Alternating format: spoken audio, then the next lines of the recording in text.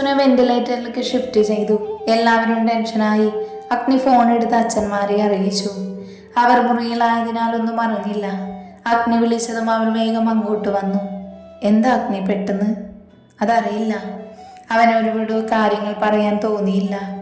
ഇതെന്താ ജയ ഇവിടെ? പെട്ടെന്ന് അവരെ കണ്ട് മാധവച്ചനും ഇന്ദ്രച്ചനും ഒന്ന് അമ്പരന്ന് പോയി. അത് ഞങ്ങൾ ഒന്നും പറയാനാവാതെ അവർ ബുദ്ധിമുട്ടി. അഗ്നി അവരെ ഒന്ന് നോക്കിയിട്ട് അച്ഛന്മാരെ നോക്കി. അച്ഛവാ. മാധവച്ചൻ അഗ്നി വിളിച്ചതും ഇന്ദ്രച്ചനും അവൻ്റെ കൂടെ വന്നു. കുറച്ച് മാറി നിന്ന് അവർ അഗ്നി ഗൗരവത്തോടെ നിൽക്കുന്നത് കണ്ടു. കാര്യം സീരിയസ് ആണെന്ന് അവർക്ക് മനസ്സിലായി. എന്താടാ? അച്ഛ, അതിഥി സൂയിസൈഡ് ചെയ്യാൻ ശ്രമിച്ചു. വാട്ട്? രണ്ടുപേരും ഞെട്ടി അലറിക്കൊണ്ട് അവനെ നോക്കി. അവരുടെ വെച്ച് കേട്ട് ബാക്കിയുള്ളവരും അവരെ നോക്കി. അതെ, കിച്ചുവായിട്ട് അവൾ റിലേഷനായിരുന്നു. ഇന്നത്തെ സംഭവം കാരണം ആദിയുടെ അച്ഛനും അമ്മയ്ക്കും കാര്യം മനസ്സിലായി. അതോടെ പ്രശ്നമായി.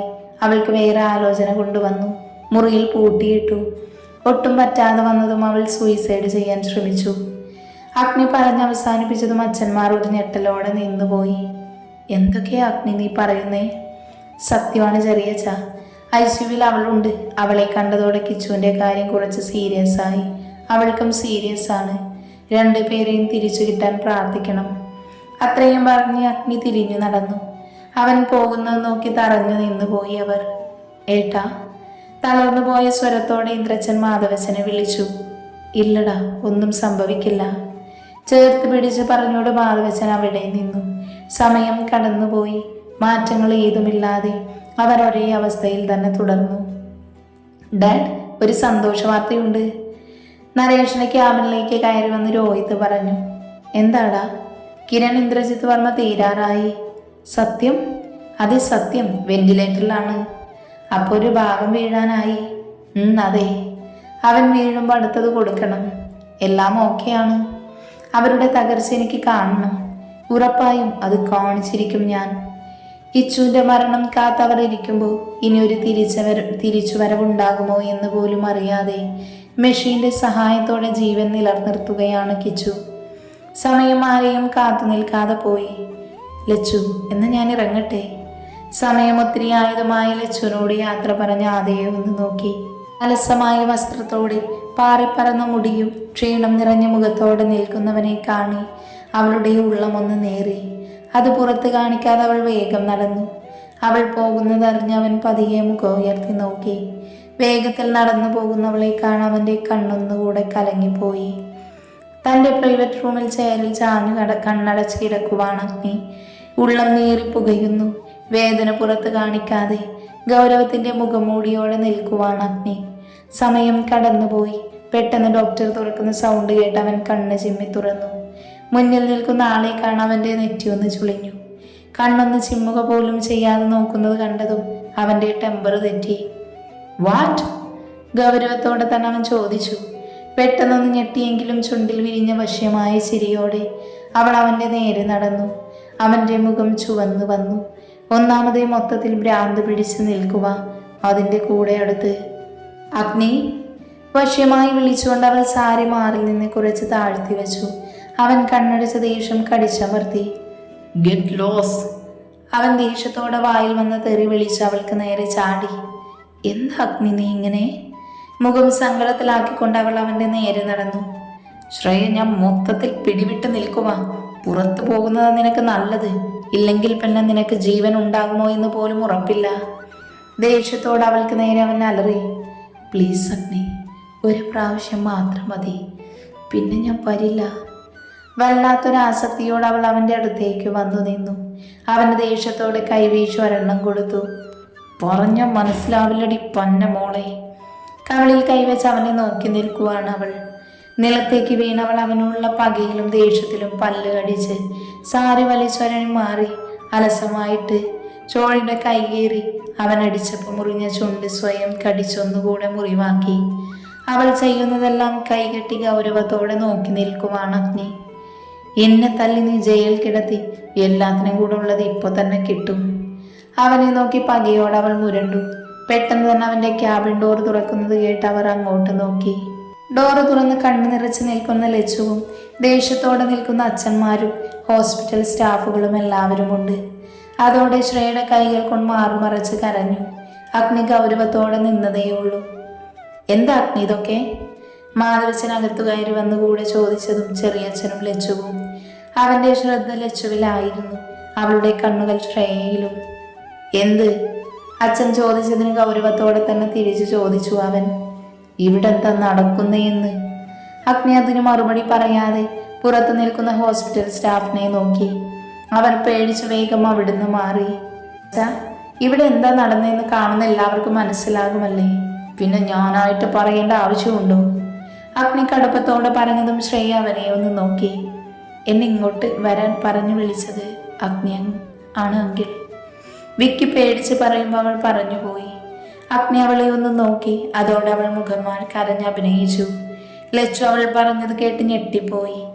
ഇവിടെ നടന്നത് അതുപോലെ പറഞ്ഞ നിനക്ക് ജീവനോടെ പോകാം, ഇല്ലെങ്കിൽ? അഗ്നി വന്യമായി ഒന്ന് ചിരിച്ചു ശ്രേയയെ നോക്കി. പേടി തോന്നിയെങ്കിലും പുറത്ത് കാണിക്കാതെ അവൾ അടുത്തതെന്താ പ്ലാൻ ചെയ്തു. അഗ്നി, നീ എന്തൊക്കെയാ പറയുന്നേ? നീയല്ലേ പറഞ്ഞ് എന്നോട് ഇവിടേക്ക് വരാൻ, പഴയ പോലെ വീണ്ടും ഒന്ന് കൂടണമെന്നൊക്കെ. നമ്മൾ എത്ര തവണ ഒന്നായവരാണ്. ഇവൾ വന്നതുകൊണ്ട് നീ എന്നെ മാറ്റി നിർത്തിയതല്ലേ? ഭയന്നു എങ്കിലും അവൾ ഉറപ്പോടെ പറഞ്ഞു നിർത്തി. ലച്ചുവിൻ്റെ കണ്ണുകൾ നിറഞ്ഞൊഴുകി. കേൾക്കുന്നതൊന്നും സത്യമാവില്ലേ എന്ന് പ്രാർത്ഥിച്ചു.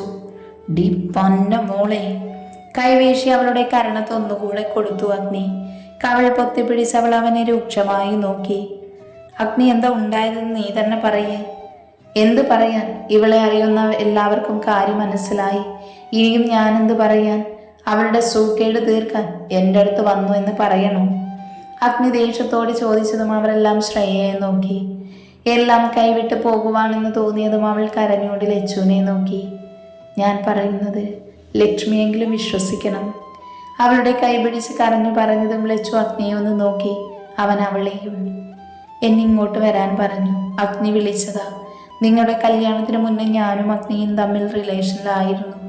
പെട്ടെന്ന് കല്യാണം വന്നപ്പോൾ എന്നെ വേണ്ടാതായതാണ്. പിന്നെ എന്നെ അവിടുന്ന് ഒഴിവാക്കാൻ നോക്കിയപ്പോഴാണ് നിന്നെ ഞാൻ ഉപദ്രവിച്ചേ. അല്ലാതെ നിന്നോട് എനിക്ക് ദേഷ്യമൊന്നുമില്ല. ഇപ്പം ഇവിടെ വന്ന് ഞങ്ങൾ തമ്മിൽ അടുത്തു വന്നതാ. പെട്ടെന്ന് ആരോ വരുന്ന പോലെ തോന്നിയപ്പോൾ എന്നെ ഉപദ്രവിച്ചു.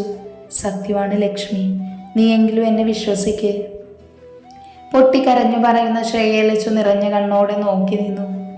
ദേവി, ഞാൻ എന്താ ചെയ്യുക? ഇതൊക്കെ സത്യമാണോ കള്ളമാണോ എന്ന് വിശ്വസിക്കുമ്പോൾ ഇവൾ ഇത്രയും കരഞ്ഞ് ഇങ്ങനെ ഒരു കാര്യം കള്ളം പറഞ്ഞിട്ട് എന്ത് കിട്ടാൻ? ഓരോന്ന് ആലോചിക്കുന്തോറും അവൾക്ക് ഭ്രാന്ത് പിടിക്കാൻ തുടങ്ങി. നിറഞ്ഞൊഴുകുന്ന കണ്ണുകളോട് അവൾ എല്ലാവരെയും മാറി മാറി നോക്കി. ശ്രേയ തൻ്റെ പ്ലാൻ വിജയിക്കുന്ന സന്തോഷം മുഖത്തു കാണിക്കാതെ കരഞ്ഞുകൊണ്ടിരുന്നു. കഴിഞ്ഞോ നിന്റെ പ്രസംഗം? പുച്ഛത്തോട് അഗ്നി അവളോട് ചോദിച്ചതും അവളുടെ മുഖം മാറിയെങ്കിലും പെട്ടെന്ന് തന്നെ സങ്കടം വരുത്തി. എന്താ അഗ്നി നീ ഇങ്ങനെയൊക്കെ പറയുന്നേ? ഞങ്ങൾക്ക് അഗ്നിയെ വിശ്വാസമാണ് ശ്രേയ. മാധവച്ചൻ അങ്ങനെ പറഞ്ഞതും ലച്ചു അച്ഛനെയും അഗ്നിയെയും നോക്കി. അഗ്നിയുടെ മുഖം ഗൗരവത്തിൽ തന്നെയാണ്, അച്ഛൻ ദേഷ്യത്തിലും. ഇതിനു പിന്നിൽ ആരാണ് എന്ന് എനിക്കറിയാം. ചെന്നു പറഞ്ഞേക്ക് മരണത്തെ വിളിച്ചു വരുത്തുവാണെന്ന്. അഗ്നി വന്യമായി ചിരിച്ചുകൊണ്ട് പറഞ്ഞു. അതോടെ ശ്രേയ നന്നായി ഭയന്നുപോയി. നീ എന്താ അഗ്നി പറയുന്നേ? ഞാൻ ആരും പറഞ്ഞിട്ടല്ല വന്നേ, നീ വിളിച്ചിട്ടല്ലേ. ഡി, ഇനിയും നീ അത് തന്നെ ആവർത്തിച്ച ജീവനോടെ ഇവിടുന്ന് പോകില്ല. ഞാൻ പറഞ്ഞത് ലക്ഷ്മി വിശ്വസിച്ചു, എനിക്കത് മതി. ശ്രേയയുടെ മാറ്റം കണ്ട് ഞെട്ടി നിൽക്കുന്ന ലച്ചു അവളുടെ അവസാനത്തെ ഡയലോഗിൽ പുരികം ചൊളിഞ്ഞു. ഞാൻ വിശ്വസിക്കാൻ വേണ്ടി പറഞ്ഞതായിരുന്നു, അപ്പോൾ എല്ലാം കള്ളമാണെന്നല്ലേ? മനസ്സിൽ അങ്ങനെ ഒരു ചിന്ത വന്നതും അവളൊന്ന് വിറച്ചു പോയിരുന്നു. ദൈവമേ, ഞാൻ എൻ്റെ ദൈവേട്ടനെ വിശ്വസിച്ചില്ല. പടക്കം പൊട്ടുന്ന പോലെ സൗണ്ട് കേട്ട് ലച്ചു മുന്നിലേക്ക് നോക്കി. കവളിൽ കൈവച്ച് നിലത്ത് കിടക്കുന്ന ശ്രേയയെ അവളൊന്ന് നോക്കിപ്പോയി. ശ്രേയയുടെ മുന്നിൽ അഗ്നി ദേഷ്യം കൊണ്ട് വിറച്ചു നിന്നു. ലച്ചു അവനെ നോക്കാൻ തന്നെ പേടി തോന്നി. അതുപോലെയുണ്ട് അവൻ്റെ ഭാവം. അഗ്നി, ഇവൾ എന്ത് ചെയ്തെന്ന് വെച്ചാ ചെയ്തിട്ട് നീ അങ്ങോട്ട് വാ, ഞങ്ങൾ അവിടെ ഉണ്ടാകും. അച്ഛൻ പറഞ്ഞതിന് അവളൊന്ന് മൂളിയതേയുള്ളൂ. വാ മോളി. അവൾ വരുന്നില്ല. അതോടെ അച്ഛനും ചെറിയച്ഛനും വാതിൽ തുറന്ന് പുറത്തേക്ക് പോയി. ലച്ചു അവരെ നോക്കി കുറച്ച് പുറകിലേക്ക് നീങ്ങി നിന്നു. പൊന്ന മോളെ, എനിക്കിട്ടുണ്ടാക്കാൻ വരുന്നു നീ? നിലത്ത് കിടക്കുന്നവളെ വലിച്ചെഴുന്നേൽപ്പിച്ച് വീണ്ടും ഒന്ന് കുടത്തു അഗ്നി. അതോടെ അവൾ തലകറങ്ങി നിലത്ത് വീണ് ബോധം പോയിരുന്നു. അവളെ നോക്കിക്കൊണ്ട് തന്നെ ഫോണെടുത്ത് ആരെയോ വിളിച്ചു അവൻ. സ്റ്റീഫ? സർ, എൻ്റെ ക്യാബിനിലേക്ക് വരണം. ഇപ്പോൾ വരാം. ഫോൺ കട്ട് ചെയ്ത് പോക്കറ്റിലിട്ട് കൈകെട്ടി നിന്നു അവൻ. ലച്ചു അപ്പോഴും അവനെ നോക്കി നിൽക്കുവാണ്. അവൻ്റെ ഭാവങ്ങൾ അവളിൽ പേടിയുണ്ടാക്കി. കുറച്ചു കഴിഞ്ഞ് സ്റ്റീഫൻ അകത്തേക്ക് കയറി വന്നു. സർ, ഇവളെ നമ്മുടെ സ്ഥലത്ത് കൊണ്ടിട്ടേക്ക്, ഞാൻ വന്നേക്കാം. Okay sir. ബോധമില്ലാതെ കിടക്കുന്നവളെ തോളിലിട്ട് സ്റ്റീഫൻ പുറത്തേക്ക് പോയി. ഡോർ അടഞ്ഞതും അഗ്നി റിമോട്ട് എടുത്ത് ഡോർ ലോക്കാക്കി. ലച്ചുവിനെ നോക്കി അവനെ തന്നെ നോക്കി നിൽക്കുവാണ് അവൾ. ശ്രീ. അവൾക്കടുത്തേക്ക് ചെന്ന് പതിയെ വിളിച്ചു അവൻ. ദേവേട്ട. അവൻ അടുത്ത് വന്നതും അവൾ പൊട്ടിക്കരഞ്ഞുകൊണ്ട് അവൻ്റെ നെഞ്ചിലേക്ക് വീണു. അവളെ ചേർത്ത് പിടിച്ച് അവൻ മറ്റൊരു ഡോർ തുറന്നകത്തേക്ക് കയറി. അതൊരു ബെഡ്റൂം ആയിരുന്നു. ബെഡിലേക്ക് അവളെയും ചേർത്ത് പിടിച്ച് അവനും കിടന്നു. എപ്പോഴോ കരഞ്ഞവൾ മയങ്ങിപ്പോയിരുന്നു. കണ്ണുകൾ പതിയെ ചലിപ്പിച്ച് തുറക്കാൻ ശ്രമിച്ചു. എന്നാൽ അതിനു സാധിക്കാതെ ഭാരം കൊണ്ട് കൺപോളകൾ അനക്കാൻ പോലും സാധിച്ചില്ല. അതോടെ ആ ശ്രമം അവിടെ ഉപേക്ഷിച്ച് വാ തുറന്നെന്തോ പറയാൻ ശ്രമിച്ചു. സംസാരിക്കാൻ ശ്രമിച്ച് പതിയെ സൗണ്ട് പുറത്തേക്ക് വന്നു. വെള്ളം. എങ്ങനെയോ പറഞ്ഞ് വീണ്ടും കണ്ണു തുറക്കാൻ ശ്രമിച്ചു. ഇത്തവണ പല പ്രാവശ്യം കൊണ്ട് കണ്ണു തുറന്നു. മങ്ങിയ പോലെ കാഴ്ചകൾ കണ്ടു. വീണ്ടും വീണ്ടും കണ്ണടച്ച് തുറന്നു. നല്ല രീതിയിൽ കാണാൻ പറ്റിയതും ചുറ്റുമൊന്ന് നോക്കി. ഹോസ്പിറ്റലാണെന്ന് കണ്ടതും കണ്ണ് നിറഞ്ഞുപോയി. അപ്പോഴേക്കും സിസ്റ്റർ അടുത്തേക്ക് വന്നു. പെട്ടെന്ന് തന്നെ ചെക്ക് ചെയ്ത് അവൾ ഡോക്ടറിനെ വിളിക്കാൻ പോയി. ഡോക്ടർ, അതിഥി കണ്ണി തുറന്നു. കോൾ വെച്ച് അവൾ വേഗം അവളുടെ അടുത്തേക്ക് വന്നു. സംസാരിക്കാൻ പറ്റുമോ? വെള്ളം. പതിയെ അവൾ പറഞ്ഞ് കണ്ണ് നിറഞ്ഞു പോയി അവളുടെ. മരിക്കണമെന്ന് വിചാരിച്ചിട്ട് അത് നടന്നില്ല. ഇനി എന്ത് ചെയ്യും എൻ്റെ കിച്ചേട്ടൻ? എല്ലാം ഓർക്കെ അവളുടെ കണ്ണൊഴുകിക്കൊണ്ടേയിരുന്നു. അപ്പോഴേക്കും ഡോക്ടർ അകത്തേക്ക് കയറി വന്നു. അവളെ ചെക്ക് ചെയ്ത് കണ്ണ് നിറഞ്ഞൊഴുകുന്നതും കണ്ടതും. എന്താ അതിഥി, എന്തേലും ബുദ്ധിമുട്ടുണ്ടോ? ഇല്ല. ഓക്കെ, ഇപ്പൊ താൻ ഓക്കെയാ? പിന്നെ ഈ ചെയ്തതിന് പോലീസ് കംപ്ലൈന്റ് ചെയ്യേണ്ടതാ. അഗ്നി സാർ പറഞ്ഞതുകൊണ്ട് ചെയ്തില്ല. ഇനി ഇങ്ങനെ ഒന്നും ചെയ്യരുത്. കാര്യമായി തന്നെ ഡോക്ടർ അവളോട് പറഞ്ഞു. വെറുതെ ഒന്ന് മൂളിയതേ ഉള്ളൂ. അവൾ ഹൃദയം മുറിഞ്ഞ് ചോര ഒഴുകുകയാണ് എന്ന് അവൾക്ക് തോന്നി. അതിഥി പുറത്തു നിൽക്കുന്നവരോട് തൻ്റെ വിവരം അറിയിക്കട്ടെ, അവരൊക്കെ പേടിച്ച് നിൽക്കുക. ഡോക്ടർ അവളോട് പറഞ്ഞ് പുറത്തേക്ക് പോയി. അവളൊന്നും മിണ്ടാതെ മൗനമായി കിടന്നു. അവളുടെ ചിന്തകൾ മൊത്തം ഇനി എന്ത് എന്നായിരുന്നു. മരണം ആഗ്രഹിച്ചു, അത് നടന്നില്ല. ഇനി എന്ത് ചെയ്യണം എന്നെത്ര ആലോചിച്ചിട്ടും അവൾക്ക് ഉത്തരം കിട്ടിയില്ല. അപ്പോഴാണ് അവൾ കിച്ചു ഇവിടെയാണല്ലോ എന്ന് ഓർത്തത്. അതോടെ അവളുടെ കണ്ണ് നിറഞ്ഞു വന്നു. ഈ അവസ്ഥയിൽ എന്നെ കണ്ട കിച്ചേട്ടൻ തകർന്നു പോകും. അവൾ ചുറ്റും നോക്കി. അവനെ കാണുന്നില്ല. എവിടെ പോയി? സിസ്റ്റർ. അവൾ പറ്റും പോലെ ഉറക്കെ വിളിച്ചു. ഒത്തിരി ബ്ലഡ് പോയത് കൊണ്ട് ക്ഷീണമാണ്, സംസാരിക്കാനൊക്കെ ബുദ്ധിമുട്ടുണ്ട്. അവൾ വിളി കേട്ട് സിസ്റ്റർ അങ്ങോട്ട് വന്നു. എന്താ അതിഥി? സിസ്റ്റർ, കിരൺ എവിടെ? ഓ, കിരൺ സാർ കുറച്ച് സീരിയസ് ആയി വെന്റിലേറ്ററിലാ. അത് കേട്ടതും അവളുടെ ചങ്ക് തകർന്നു പോയി. പൊട്ടിക്കരഞ്ഞവൾ രണ്ട് കൈയും അനക്കാൻ പറ്റാത്തത് കൊണ്ട് കണ്ണടച്ച് കരഞ്ഞുകൊണ്ടേയിരുന്നു. അതിഥി കരയണ്ട, കൂടുതൽ കുഴപ്പമില്ല, പെട്ടെന്ന് ശരിയാകും. അവർ പറഞ്ഞതിന് അവൾ പതിയെ തലയാട്ടി. അതോടെ സിസ്റ്റർ അവിടുന്ന് മാറിപ്പോയി.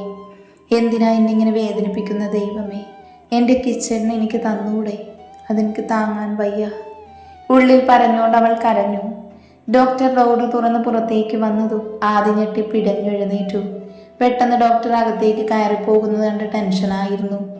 ഡോക്ടർ, പേടിക്കാനൊന്നുമില്ല, അതിഥിക്ക് ബോധം വന്നിട്ടുണ്ട്. ഡോക്ടർ, എനിക്ക് അവളെ ഒന്ന് കാണാൻ. ഈ വേഷമൊന്ന് മാറ്റിയിട്ട് ഫ്രഷായിട്ട് കാണിക്കാം. ഓക്കെ ഡോക്ടർ, ശരിയെന്നാ. ഡോക്ടർ അവിടുന്ന് പോയതും ആദ്യം ആരെയും നോക്കാതെ നേരത്തെ അഗ്നിയുടെ ക്യാബിനിലേക്ക് നടന്നു. ക്യാബിൻ്റെ ഡോറ് തുറന്ന് അകത്തേക്ക് കയറി. ആരെയും കാണാത്തതുകൊണ്ട് അവനൊന്ന് നിന്നു. പിന്നെ എന്തോ ഓർത്തുന്ന പോലെ പ്രൈവറ്റ് റൂമിൻ്റെ ഡോറ് തട്ടി. ചെറിയ മയക്കത്തിലായിരുന്ന അഗ്നി ഡോറിലുള്ള തട്ട് കേട്ട് കണ്ണു തുറന്നു. പെട്ടെന്ന് തന്നെ നെഞ്ചിൽ കിടക്കുന്ന ലച്ചുവിനെ മാറ്റി കിടത്തി. മുടിയൊന്നൊതുക്കി അവൻ ഡോറിൻ്റെ അടുത്തേക്ക് നടന്നു. ഡോറ് തുറന്നതും ആദ്യം അഗ്നിയെ കണ്ടതും കെട്ടിപ്പിടിച്ചു. അഗ്നി ഒന്ന് ഞെട്ടിയെങ്കിലും അവനെ തിരിച്ചു കെട്ടിപ്പിടിച്ചു. എന്താടാ? അഗ്നി ആദ്യ കണ്ണു തുറന്നു. ബോധം വന്നു. കയറി കാണാമെന്ന് പറഞ്ഞു ഡോക്ടർ. ആണോ? എന്നാൽ നിനക്ക് കയറി കാണാമായിരുന്നില്ലേ? ഒന്ന് ഫ്രഷ് ആകണം, എന്നിട്ട് വേണം കാണാൻ. ഞാൻ പോയി ഡ്രസ്സ് വാങ്ങി വരാം. നീ പോയിട്ട് വാ. ലച്ചു ഉറങ്ങി കരഞ്ഞൊരു വഴിയായിട്ടുണ്ട്. അതിനെന്തുണ്ടായി? നീ അറിഞ്ഞില്ല അല്ലേ? ശ്രേയ വന്നൊരു ഷോ ഉണ്ടായിരുന്നു, അതിൻ്റെ ബാക്കി. അവളോ? അതെ, പക്ഷെ അവളുടെ പിറകിൽ വേറൊരാളാ. ആരാടാ? അവൻ തന്നെ, ആ രോഹിത്. അവനോ? അതെ. ഇപ്പം ഞങ്ങളെല്ലാം കിച്ചുവിൻ്റെ ആക്സിഡൻറ്റ് ഡൗണാണല്ലോ. ആ സമയം പണി തരാൻ എളുപ്പമല്ലേ? പൊന്ന മോനെ, അവനുള്ളത് കൊടുക്കാം, സമയമുണ്ട്. കിച്ചു ഒന്ന് ഓക്കെ ആവട്ടെ. ഡാ, അവൻ വെന്റിലേറ്ററിൽ. അവനൊന്ന് ഷോക്കായതിൻ്റെയാണ്. തിരിച്ചു വരും. അങ്ങനെയൊന്നും അവന് നമ്മളെ വിട്ടു പോകാനാവില്ല. ഞാനെന്നാ പോയിട്ട് വരാം. വന്നിട്ട് എന്തേലും കഴിക്ക്. ഇങ്ങനെ ഇരുന്നാൽ എങ്ങനെയാ? ആദ്യ പുറത്തേക്ക് പോയതും അഗ്നി ഡോറടച്ച് ലച്ചുവിൻ്റെ അടുത്തേക്ക് നടന്നു. ചെരിഞ്ഞു കിടന്നുറങ്ങുന്നവളെ കാണാൻ അവന് സങ്കടം തോന്നി. അവൾക്കടുത്തായി ഇരുന്ന് പതിയെ തട്ടി വിളിച്ചു, ശ്രീ. ലച്ചു ഒന്ന് മൂളിക്കൊണ്ട് അങ്ങനെ തന്നെ കിടന്നു. ശ്രീ. പിന്നെയോ ഒന്ന് മൂളി. കണ്ണു തുറന്ന് മുന്നിൽ അഗ്നിയെ കണ്ടതും കഴിഞ്ഞതെല്ലാം മനസ്സിലേക്ക് വന്നു. ദേവേട്ട. കണ്ണു നിറച്ചവൾ അവനെ വിളിച്ചു. എന്തിനാ സങ്കടം? അവൾ പറഞ്ഞത് കേട്ടിട്ടാണോ? ഞാൻ. വേണ്ട, ഒന്നും പറയണ്ട. എനിക്കറിയാലോ നിന്നെ. അതൊക്കെ വിട്ടുകള. ഇപ്പം എഴുന്നേറ്റൊന്ന് ഫ്രഷായി വാവ്. അതിഥി കണ്ണു തുറന്നു. അവൾക്ക് കുഴപ്പമൊന്നുമില്ലല്ലോ? ഇല്ല, ആദ്യം വന്ന് പറഞ്ഞതാ. എനിക്ക് ചേട്ടന് വന്നാൽ മതിയല്ലേ? അവൻ വരും. അവൾ എഴുന്നേറ്റ് അവൻ്റെ നെഞ്ചിലേക്ക് ചാഞ്ഞു. അവളെ ചേർത്ത് പിടിച്ച് നെറ്റിയിലൊന്ന് മുത്തി അഗ്നി. ഡോക്ടർ. പെട്ടെന്ന് അലറിക്കൊണ്ടൊരു സിസ്റ്റർ ഓടുന്നത് കണ്ടതും എല്ലാവരും ടെൻഷനായി.